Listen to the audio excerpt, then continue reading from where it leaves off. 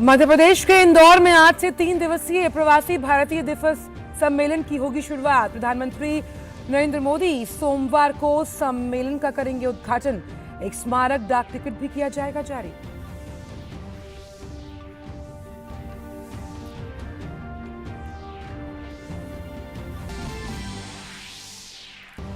केंद्रीय वित्त मंत्री निर्मला सीतारमण कोटा में क्रेडिट आउटरीच कार्यक्रम में लेंगे हिस्सा।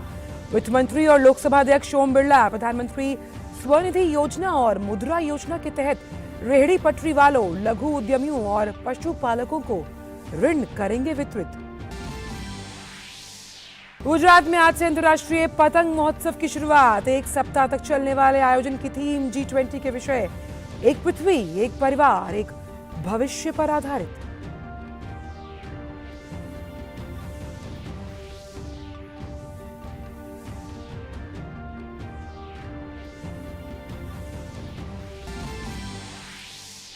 उत्तर भारत के कुछ भागों में शीतलहर का प्रकोप जारी। कड़ाके की ठंड के चलते सामान्य जनजीवन हुआ अस्त व्यस्त। घने कोहरे के चलते सड़क, रेल और हवाई यातायात बाधित।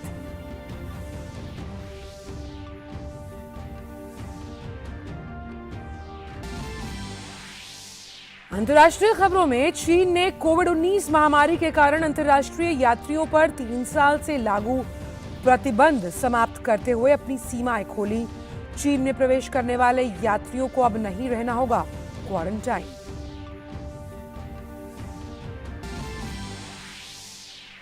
और खेल की खबरों में श्रीलंका के खिलाफ 3 T20 मैचों की सीरीज पर भारत ने 2-1 से किया कब्जा। राजकोट में कल खेले गए तीसरे मैच में दर्ज की धमाकेदार जीत। 51 गेंदों में 112 रनों की नाबाद तूफानी पारी खेलने वाले सूर्य कुमार यादव बने जीत के नायक।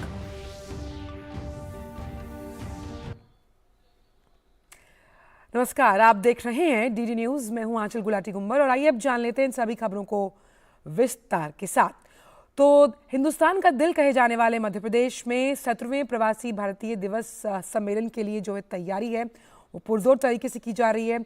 17वां प्रवासी भारतीय दिवस सम्मेलन आज से इंदौर में आरंभ होने जा रहा है। 3 दिन तक चलने वाला ये सम्मेलन 10 जनवरी को संपन्न होगा।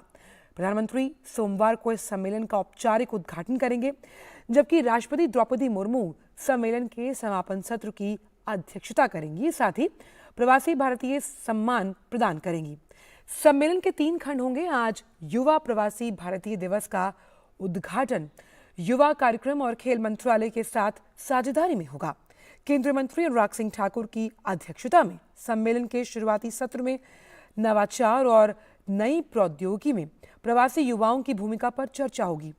इस सत्र में मध्य प्रदेश के मुख्यमंत्री शिवराज सिंह चौहान मुख्य अतिथि होंगे। वहीं विदेश मंत्री एस जयशंकर और ऑस्ट्रेलिया की सांसद सुश्री जुनेटा मैस्क्रिनाहस आज सत्र को संबोधित करेंगी। 17वें प्रवासी भारतीय दिवस का सम्मेलन का जो विषय है वो है प्रवासी अमृतकाल में भारत की प्रगति में विश्वसनीय भागीदार। लगभग 70 विभिन्न देशों के 3,500 से अधिक प्रवासी सदस्यों ने इस सम्मेलन के लिए पंजीकरण करवाया है।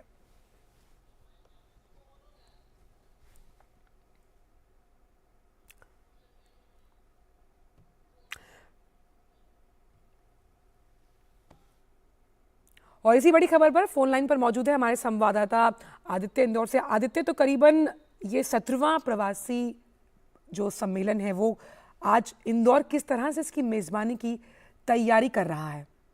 और तैयार है, मेजबानी कर रहा है इंदौर प्रवासी भारतीय सम्मेलन की। और जिस तरीके से कहें तो डेलीगेट्स का आना अब शुरू हो गया है। 66 देशों से डेलीगेट्स जो है वो इस सम्मेलन में शिरकत कर रहे हैं और उत्साह है, क्योंकि एक लंबे समय के बाद, एक लंबे अंतराल के बाद एक्चुअल तरीके से ये सम्मेलन हो पा रहा है, क्योंकि अभी तक वर्चुअल तरीके से कोरोना काल के दौरान हो पा रहा था।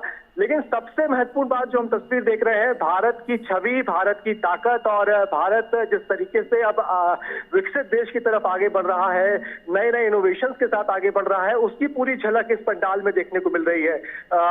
तो 2 सूरीनाम और गुयाना के राष्ट्रपति जो है वो इस सम्मेलन में हालांकि शिरकत करेंगे, लेकिन आज जो पहला दिन है वो युवाओं पर केंद्रित होगा। केंद्रीय युवा मामलों के मंत्री अनुराग सिंह ठाकुर इस कार्यक्रम में आज मौजूद होंगे और प्रवासी युवाओं की भूमिका कितनी महत्वपूर्ण हो जाती है भारत की प्रगति को लेकर, क्योंकि जो विषय इसका रखा गया है प्रवासी अमृतकाल में भारत की प्रगति के विश्वसनीय भागीदार, सबको साथ लेकर चलना, जो भारतीय मूल के लोग हैं उनको साथ लेकर चलकर कैसे विकसित देश की तरफ आगे बढ़ा जा सकता है, ये एक मंथन इस सम्मेलन के दौरान भी हो सकता है। कुल मिलाकर देखा जाए आज ऑस्ट्रेलिया की वित्त मंत्री जो है वो इस सम्मेलन में शिरकत करेंगी, विदेश मंत्री एस जयशंकर होंगे और मध्य प्रदेश के मुख्यमंत्री शिवराज सिंह चौहान भी इस कार्यक्रम में शिरकत करेंगे। साथ ही क्योंकि हम लगातार इस बात को मान रहे हैं आदित्य कि भारत का जो कद है वो अंतर्राष्ट्रीय मंचों पर बढ़ा है, जिस तरह से मैं यहाँ पर बोर्ड्स भी देख रही हूँ, साफ तौर पर G20 की मेजबानी को लेकर भी यहाँ पर जिक्र किया गया है। उस लिहाज से अमृतकाल का जो विषय रखा गया है, किन सेक्टर्स पर खास तौर पर युवाओं के लिए रहेगा फोकस?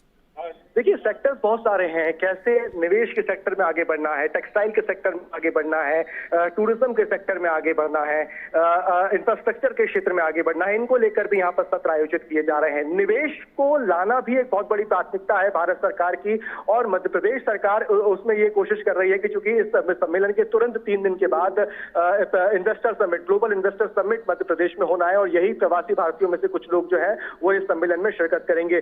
10 बड़े औद्योगिक घरानों से लोग यहाँ पर पहुंचे हैं, 450 कंपनीज के प्रतिनिधि यहाँ पर पहुंचे हैं। कोशिश बताने की ये की जा रही है कि जो एक अच्छा माहौल, जो सुगम माहौल इन्वेस्टर्स को चाहिए होता है इंडस्ट्री चलाने के लिए या अपने निवेश करने के लिए, वो भारत देने को तैयार है। एक लैंड बैंक मध्य प्रदेश की सरकार ने बनाया है उद्योगपतियों के लिए कि उनको जहां जमीन चाहिए ये जमीन उपलब्ध है, आप जहां बोलेंगे वहां देने को तैयार है, रियायती दरों में आपको देने के लिए तैयार है।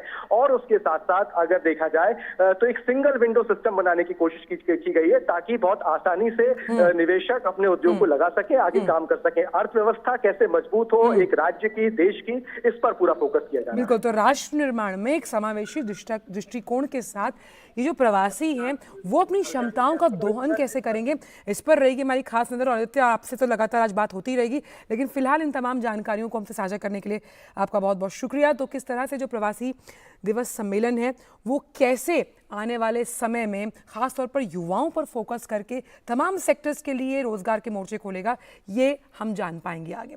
रुक करते हैं अन्य खबरों का। तो केंद्रीय वित्त मंत्री निर्मला सीतारमण आज राजस्थान के कोटा में क्रेडिट आउटरीच प्रोग्राम में भाग लेंगी। वित्त मंत्री और लोकसभा अध्यक्ष ओम बिरला प्रधानमंत्री स्वनिधि योजना और मुद्रा योजना के अंतर्गत दशहरा मैदान में रेहड़ी पटरी दुकानदारों, छोटे कारोबारियों और मवेशी पालकों को ऋण का वितरण करेंगे। ओम बिरला कोटा बूंदी संसदीय क्षेत्र से सांसद भी हैं।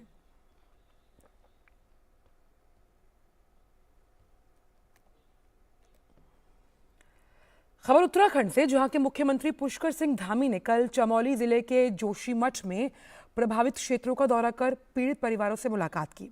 उन्होंने जिला प्रशासन के अधिकारियों के साथ बैठक में स्थिति की समीक्षा की। इस बीच जोशीमठ में राहत कार्य जोरों पर है। जमीन धंसने के कारणों की पड़ताल के लिए 8 सदस्यों का जो विशेषज्ञ दल है 2 दिन से जोशीमठ में है।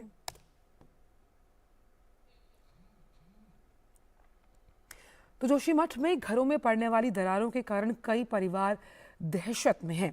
600 से ज्यादा घर ऐसे हैं जहां दरारें आ गई। इनमें से 45 से ज्यादा परिवारों को राज्य सरकार से अस्थायी रूप से जो रहने की जगह है वो दी गई है। वहां किस तरह के इंतजाम है, इसका जायजा लिया है हमारे संवाददाता नीरज सिंह ने। पहुंचे एक ऐसे कैंप में जहां पर जोशीमठ में जिन लोगों के घरों में दरार आ गई थी, प्रशासन ने उन लोगों को शिफ्ट किया है। ये एक ऐसी ही जगह है, अगर हमारे कैमरामैन आपको दिखाएंगे कि अंदर किस तरह की स्थिति है। यहाँ पर जो बेड है वो उपलब्ध है। इसके अलावा जो गद्दे का जो अलग से इंतज़ाम है वो भी यहाँ पर किया गया है। एक फैमिली है जो एक रूम में शिफ्ट हुई है। इसके अलावा देखें राइट हैंड में जो हीटर है वो मौजूद है, चूँकि सर्दी का भी समय है और यहाँ पर जो टेम्परेचर है वो काफ़ी कम हो जाता है रात के समय ख़ास तौर से। आप लोग यहाँ पर शिफ्ट हो, यहाँ पर खाने वाने का और सब चीज़ें मिल रही हैं? हाँ, सब चीज़ें मिल रही है, खाने को मिल रहा है, कंबलें भी दी थी आज उन्होंने, हीटर भी दे दिया है आज बच्चे के लिए। किचन के कुछ बर्तन भी यहाँ पर मौजूद हैं और वैकल्पिक व्यवस्था भी है कि अगर खाना बनाना हो या बच्चे के लिए दूध गर्म करना हो किसी भी समय, तो वो यहाँ पर हो सके। इसके साथ साथ ही जो प्रशासन है वो खाने का जो इंतजाम है वो यहाँ पर कर रहा है। सुविधाएं कुछ मिल रही हैं आपको? जी मिल रही है। अच्छा, यहाँ पर जैसे प्रशासन कह रहा है खाने वाने का इंतजाम कर रखा आप लोगों अच्छा है, खाने वाने का प्रशासन ने बहुत अच्छा वो कर रखा है, ठीक है, सब मिल रहा है। तो ये आपने देखा। और इसी तरह के जो दूसरे जो रूम हैं उनको शिफ्ट किया है ताकि सुकून से रह पाएँ और ठीक तरीके से इस सर्दी में अपने आप को सुरक्षित कर पाएँ। तो प्रशासन पूरी जो कोशिश है वो कर रहा है कि उनकी जो सुविधाएं हैं उनका पूरी तरीके से ध्यान रखा जाए। कैमरामैन सुमित के साथ नीरज सिंह, डीडी न्यूज़, जोशीमठ। और हमारे साथ जुड़ गए हमारे संवाददाता नीरज जोशीमठ से। नीरज, अगर हम इतिहास को समझने की कोशिश करें जोशीमठ के, तो कभी यहाँ पर ग्लेशियर्स हुआ करते थे, लेकिन आज ज़मीन धंस रही है, कहीं कहीं दरारें आ रही हैं, इस पर भी बात करेंगे। लेकिन अभी मैं आपके पीछे भी देख पा रही हूँ काफ़ी धुंध है। अभी वहाँ पर हालात किस तरह से हैं और सरकार कैसे मिशन मोड में काम कर रही है? देखिए, कल मुख्यमंत्री आंचल यहाँ पर पहुँचे थे और मुख्यमंत्री ने पूरी जो स्थिति है वो यहाँ की देखी। हर एक घर में वो गए और किस तरह की स्थिति बनी हुई है, दरारें किस तरह की हैं, लोग किस तरह से परेशान हैं, उनको किस तरह से सहायता और राहत दी जा सकती है, इसका पूरा जो जायज़ा है वो मुख्यमंत्री ने लिया। लोगों से उन्होंने बात भी की और समझा कि उन्हें किस किस तरह की दिक्कतें हो रही हैं। उसके बाद उन्होंने ज़िले के तमाम जो अधिकारी हैं उनको साफ साफ दिशा निर्देश दिए कि जो भी व्यक्ति इस समय आपदा की स्थिति में है, जिनके घरों में दरार हैं, सबसे पहले तो उन सभी को सुरक्षित बाहर निकाल लिया जाए और बाहर निकालने के बाद उन सभी लोगों की सुविधाओं का ध्यान रखा जाए। सर्दी का समय है आंचल और यहाँ पर रात को कई बार माइनस टेम्परेचर पहुँच जाता है, तो उस स्थिति में जो छोटे छोटे बच्चे हैं उनको खासी परेशानी हो सकती है। इस बात का ध्यान भी प्रशासन रख रहा है, जैसा कि आपने स्टोरी में भी देखा आंचल कि किस तरीके से हीटर जो है वो उपलब्ध कराया है बच्चों के लिए, दूध और जो दूसरी जो बेसिक चीज़ें हैं वो उपलब्ध कराई जा रही हैं। इसके अलावा डॉक्टरों की जो टीम है वो मौजूद है, जहां पर भी बड़ी संख्या में जो लोग हैं अपने घरों से निकलकर जो प्रशासन ने जो जगह दी है वहां पर मौजूद है। उनके खाने पीने का जो इंतजाम है वो किया जा रहा है। मुख्यमंत्री का ये कहना था कि 2 तरह की योजनाओं पर काम किया जा रहा है। पहले तो एक तो पूरे क्षेत्र को जोन के हिसाब से बांटा जाएगा और सेक्टर के हिसाब से बांटा जाएगा और किस जोन किस सेक्टर में किस रणनीति के तहत काम किया जाएगा उस पर पूरा का पूरा फोकस किया जाएगा। इसके साथ ही एक दीर्घकालिक जो योजना है उस पर भी जो राज्य सरकार है वो काम कर रही है, क्योंकि यहाँ से जाने के बाद तुरंत मुख्यमंत्री ने सचिवालय में एक बैठक करी जो जिसमें आपदा प्रबंधन के तमाम अधिकारी और इसके अलावा जो राज्य के बड़े बड़े अधिकारी हैं वो मौजूद थे और उन्होंने पूरी स्थिति की जो समीक्षा की थी उसके बारे में अधिकारियों से डिस्कशन किया। दीर्घकालिक योजना के तहत इस पूरे क्षेत्र को किस तरह से सुरक्षित रखा जा सकता है, क्योंकि धार्मिक रूप से काफ़ी महत्वपूर्ण है आंचल ये पूरा का पूरा क्षेत्र। अगर आप देखें कि जब आप बद्रीनाथ जाते हैं तो मुख्य पड़ाव है, औली पहुंचते हैं तब मुख्य पड़ाव है, इसके अलावा हेमकुंड साहिब जाते हैं तो ये मुख्य पड़ाव है और हिमालय का प्रवेश द्वार जोशीमठ को कहा जाता है। आदि शंकराचार्य ने सबसे पहले जो मठ है वो यहाँ पर स्थापित किया। तो एक कह सकते हैं कि धार्मिक महत्व है, पर्यटन की दृष्टि से भी महत्व है। यही कारण है कि सरकार पूरा फोकस कर रही है कि इस पूरे क्षेत्र को सुरक्षित रखा जाए। आंचल बिल्कुल, तो साफ तौर पर इस मंच के माध्यम से भी हम यही कहना चाहते हैं कि राहत और बचाव कार्य खासतौर पर जोशीमठ को लेकर जिस तरह से नीरज भी बता रहे थे वो इस वक्त जोरों पर है। बहुत बहुत शुक्रिया नीरज इन तमाम जानकारियों को हमसे साझा करने के लिए। आपसे आगे भी अपडेट्स लेते रहेंगे और फिलहाल वक्त एक छोटे से ब्रेक का।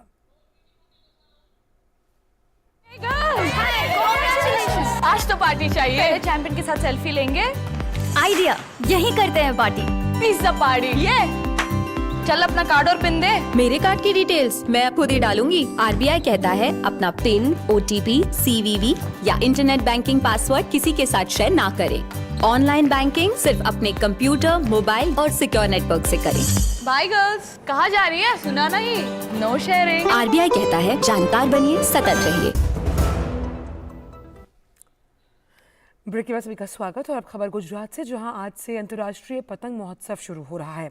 गुजरात के राज्यपाल आचार्य देवव्रत आज अहमदाबाद के साबरमती रिवर फ्रंट पर इस महोत्सव का उद्घाटन करेंगे। इस अवसर पर मुख्यमंत्री भूपेंद्र पटेल और राज्य के पर्यटन मंत्री मोलू बेरा भी मौजूद रहेंगे। अंतर्राष्ट्रीय पतंग महोत्सव को अहमदाबाद के अलावा गुजरात के कई शहरों में आयोजित किया जा रहा है। इस बार महोत्सव का विषय G20 पर आधारित एक पृथ्वी, एक परिवार, एक भविष्य होगा। गुजरात पर्यटन विभाग इस महोत्सव का आयोजन कर रहा है। उत्तर प्रदेश विधानसभा के पूर्व स्पीकर और पश्चिम बंगाल के पूर्व राज्यपाल केशरीनाथ त्रिपाठी का 88 वर्ष की आयु में निधन हो गया। वे लंबे समय से बीमारी से ग्रसित थे। जानकारी के मुताबिक उन्होंने आज सुबह करीब 5 बजे प्रयागराज में अंतिम सांस ली। उन्होंने जुलाई 2014 से जुलाई 2019 तक पश्चिम बंगाल के राज्यपाल का पदभार संभाला था। उनके बाद बिहार, मेघालय और मिजोरम के राज्यपाल का भी प्रभार था। इससे पहले वे भारतीय जनता पार्टी के भी सदस्य थे। वे बीजेपी के उत्तर प्रदेश इकाई के अध्यक्ष भी रह चुके थे। प्रधानमंत्री नरेंद्र मोदी ने केशरीनाथ त्रिपाठी के निधन पर दुख जताया और ट्वीट करते हुए कहा, केशरीनाथ त्रिपाठी जी को उनकी सेवा और ज्ञान के लिए सम्मान दिया जाता था। वे संवैधानिक मामलों के अच्छे जानकार थे। उन्होंने यूपी में भाजपा के निर्माण में महत्वपूर्ण भूमिका निभाई और राज्य की प्रगति के लिए कड़ी मेहनत की। उनके निधन से आहत हूं। उनके परिवार और प्रशंसकों के प्रति गहरी संवेदनाएं। और अब बात करते हैं मौसम को लेकर। उत्तर भारत के कुछ भागों में कोहरे और शीतलहर का प्रकोप जारी है। घने कोहरे, बर्फीली हवाओं और गिरते तापमान से आम जनजीवन अस्त व्यस्त है। दिल्ली, उत्तर प्रदेश और पंजाब समेत कई राज्यों में ठंड बढ़ गई है। दिल्ली और राष्ट्रीय राजधानी क्षेत्र में अगले कुछ दिनों तक घना कोहरा छाए रहने के आसार हैं। दिल्ली एनसीआर में तापमान गिरने के साथ ठंड और ठिठुरन से लोग परेशान हैं। देश के कई राज्यों में आज सुबह ठंड के साथ सड़कों पर घना कोहरा रहा। विजिबिलिटी कम होने का असर वाहनों की रफ्तार पर पड़ा। घने कोहरे ने यातायात के सभी साधनों को भी प्रभावित किया। शनिवार को दिल्ली हवाई अड्डे पर यात्रियों के लिए कोहरे का अलर्ट जारी किया गया। वहीं कोहरे की वजह से दर्जनों विमानों के टेक ऑफ में भी देरी हुई, जबकि विमानों के लैंडिंग में भी समस्या आई। उधर रेल की रफ्तार पर भी कोहरे की मार पड़ रही है। तकरीबन 42 ट्रेनें अपने नियमित समय से 1 से 5 घंटे देरी से चल रही हैं, जिसकी वजह से यात्रियों को बड़े पैमाने पर असुविधा का सामना करना पड़ रहा है। बात बिहार की करें तो ठंड के कारण जनजीवन अस्त व्यस्त है। वहीं कड़ाके की ठंड के कारण स्कूलों में छुट्टियां बढ़ा दी गईं। पटना, पश्चिमी चंपारण और भागलपुर सहित कई जिलों में 10वीं कक्षा तक के सभी स्कूल अब 14 जनवरी तक बंद रहेंगे। पहाड़ों से आ रही बर्फीली हवाओं के कारण राज्य में कड़ाके की ठंड पड़ रही है। मौसम विभाग का यह अनुमान है कि अगले 3 से 4 दिनों तक यही स्थिति बनी रहेगी। घने कोहरे के कारण रेल, सड़क और हवाई यातायात भी प्रभावित। और हमारे संवाददाता नई दिल्ली से जुड़ गए हैं हमारे साथ चंद्रशेखर। ठंड के हाल की वजह से हम मान सकते हैं कि ये हाड़ कपाने वाली सर्दी है, और खासतौर पर क्योंकि आप नई दिल्ली रेलवे स्टेशन पर इस वक्त मौजूद हैं, किस तरह के हालात हैं, ट्रेन्स का क्या हाल है? देखिए, जितने भी यात्री वहाँ बाहर से निकल रहे थे बाहर की तरफ, हमने सबसे यात्री बात की है और उन्होंने कहना था कि जो ट्रेन है, कुछ ट्रेनें ऐसी रही हैं इन 42 ट्रेनों में से जो लेट चल रही हैं अपने समय से, कि अपने समय से वो अपने गंतव्य की ओर बढ़ी हैं। और बीच में क्योंकि जब वो फॉग के इलाके में आए हैं, यानी कि जहाँ पर कोहरा बहुत ज़्यादा है, देखिए उत्तर भारत का इलाका है, पूर्वोत्तर का इलाका है, जब इन इलाकों में आकर के ट्रेनें जो हैं वो लेट हो रही हैं। और ये ट्रेन 1 से 5 घंटे की देरी से हैं। इनमें से कुछ ट्रेनें हैं जो हैदराबाद से चली हैं, कुछ ट्रेनें पुरी से चली हैं, कुछ काठगोदाम की ट्रेन है, वैष्णो देवी से कुछ ट्रेनें जो चलती हैं वो हैं। इसके अलावा मध्य भारत की कुछ ट्रेनें हैं। तो ये मान के चलिए आप पूरे भारत की जो ट्रेनें दिल्ली की तरफ से आती हैं वो ट्रेनें लेट चल रही हैं उसमें से। तो ये कमोबेश स्थिति लगातार बनी हुई है और अगले 3 से 4 दिन तक ये जो मौसम विभाग ने कहा है कि धुंध की स्थिति बनी रहेगी उत्तर भारत और पूर्वोत्तर की तरफ से और मध्य भारत की तरफ। तो ये स्थिति आप मान के चल सकते हैं कि जब तक ये सर्दी का सितम रहेगा उत्तर भारत और आसपास के इलाकों में, तो ये जो दूरी है ट्रेनों के लेट आने की वो बनी रहेगी। लेकिन एक अच्छी बात यहाँ पर यह है कि यात्रियों को जो असुविधा अभी अगर हुई है तो वो जानते हैं कि फॉग की वजह से ये असुविधाएं हो रही हैं। इसके अलावा जो सुविधाएं ट्रेन में मिल रही हैं उससे लोग काफ़ी कमोवेश संतुष्ट नज़र आ रहे हैं। रेलवे प्रशासन ने अपनी तरफ से जो इंतजाम किए हैं वो ये किए हैं कि अगर ट्रेनें आपकी लेट चल रही हैं तो वो उससे पहले मैसेज दे रही हैं ताकि कि लोग जो रेलवे स्टेशन है वहाँ पर अपने जो नया समय उनको मिला है उस समय से वो यहाँ पर पहुँचे ताकि यहाँ भीड़ कम हो, और वो भी देखने को मिल रहा है। प्लेटफॉर्म में बहुत ज़्यादा भीड़ यहाँ पर आजकल देखने को नहीं मिल रही है। और दूसरी स्थिति यह है कि अगर आप ऑनलाइन भी अपनी ट्रेन को जो है वो आप ट्रैक कर सकते हैं। तो ये रेलवे प्रशासन की व्यवस्था की मैंने बात कही। जहाँ तक सर्दी की बात है, लोगों से जब हमने बातचीत की तो उनका कहना यह है कि निश्चित तौर पर सर्दी हो रही है और वो अपने अपने तरीके से इससे निजात पाने के प्रयास ढूंढ रहे हैं। और 2 से 3 दिन तक अभी दिल्ली और उसके आसपास के इलाकों में ये स्थिति जो है बनी रहेगी। शीतलहर भी चलेगी और इसके अलावा यहाँ पर जो मौसम है वो सर्द रहने वाला है। इसके अलावा जो गंगेटिक प्लेन्स का जो इलाका है यानी कि गंगेटिक क्षेत्र जो है वहाँ पर जो कम हवा चल रही है और मॉइस्चराइजर की जिस प्रकार से स्थिति बनी हुई है उसके कारण फॉग यानी कि धुंध जो है वो वातावरण में ज़्यादा देखने को मिल रही है। पश्चिम विक्षोभ का भी यहाँ पर असर देखने को मिल रहा है। तो टेम्परेचर भी अब आने वाले कुछ समय में आप देखेंगे जो मिनिमम टेम्परेचर है इसमें भी 2 से 3 डिग्री सेल्सियस का इजाफा देखने को मिलेगा। तो लोगों को कुछ राहत यहाँ पर देखने को मिल सकती है। लेकिन फिलहाल दिल्ली और आसपास के जो भी इलाके हैं जैसे राजस्थान का इलाका, हरियाणा का इलाका है या यूपी का इलाका है या उत्तर प्रदेश उत्तराखंड के इलाके हैं, यहाँ पर अभी 2 से 3 दिन तक स्थिति जो है वैसे ही बनी रहेगी। और जो हवा है और जो धुंध है वो लगातार यहाँ पर आपको देखने को मिलेगी। अच्छा, तो हाड़ कपाने वाली ठंड है खास तौर पर, और देखा जाए तो कोहरे की वजह से भी लोगों को परेशानियों का सामना करना पड़ रहा है। बहुत बहुत शुक्रिया चंद्रशेखर इन तमाम जानकारियों को हमसे साझा करने के लिए। तो आने वाले कुछ दिनों में भी इसी स्थिति का सामना करना पड़ सकता है उत्तर भारत के लोगों को। बात करते हैं जम्मू कश्मीर की, जहां के पुंछ जिले के बालाकोट सेक्टर में नियंत्रण रेखा के पास सुरक्षा बलों ने 2 आतंकियों को मार गिराया। मारे गए दोनों आतंकी राजौरी जिला के डांगरी आतंकी हमले में शामिल थे। गौरतलब है कि 1 जनवरी को राजौरी के डांगरी में आतंकियों ने घरों में घुसकर फायरिंग की थी, जिसमें 4 लोगों की मौके पर मौत हुई और 2 लोग दूसरे दिन आईईडी ब्लास्ट में मारे गए। वहीं 9 लोग इस हमले में घायल हुए थे, जिनमें से 1 की मौत शनिवार देर रात जम्मू मेडिकल कॉलेज में हुई। अब इस हमले में मरने वालों की कुल संख्या 7 हो गई है। जानकारी के मुताबिक इलाके में सर्च ऑपरेशन जारी है।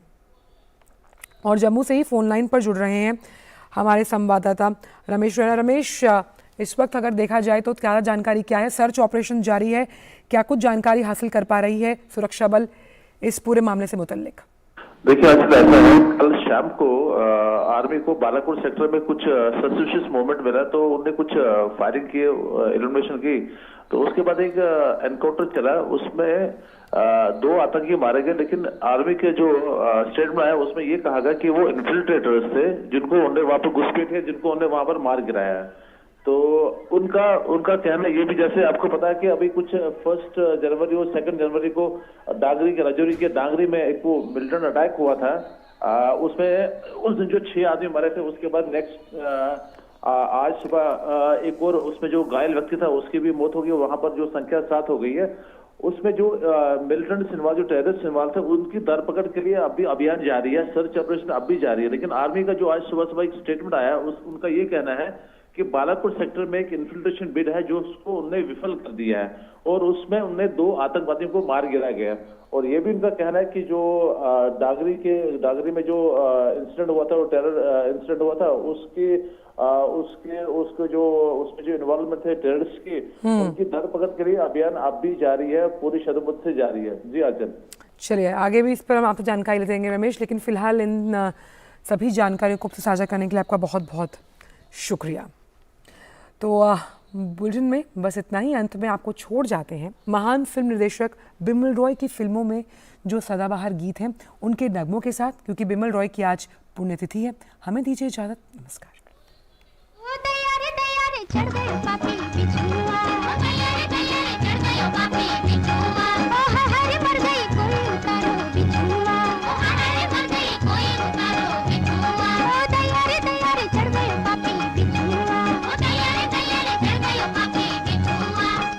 पापी बिछुआ बिछुआ, ये मेरा मेरा दीवानापन है या मोहब्बत का सुरूर, तू न पहचाने तो है ये तेरी नजरों का कसूर, ये मेरा दीवानापन है।